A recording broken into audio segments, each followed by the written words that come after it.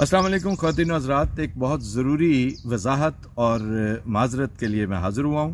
Unconditional गैर मशरूत माफ़ी और माजरत से कि गुज़श्ता शब ख़बरदार की एपिसोड में हमसे एक हमाकत सरजद हुई।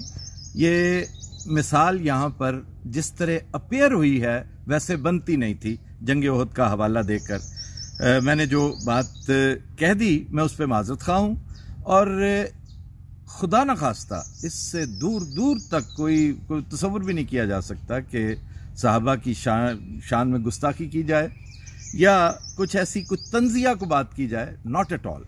तो वो नहीं कर सके, मैं इसके लिए माजरत खा हूँ। तहे दिल से इस पे इजहार अफसोस भी कर रहा हूँ और इजहार शर्मिंदगी भी। जिन जिन लोगों की मैंने फीलिंग्स हर्ट की हैं और सच पूछी है तो मैंने उसे दोबारा देखा है तो मैंने भी महसूस किया है कि इसके अंदर बैड टेस्ट मौजूद है। तो ऐसा होना नहीं चाहिए था, लेकिन ऐसा हो गया, सरजद हो गया। और ये इत्तफाक है कि पिछले 15 साल में पहली दफा हुआ है।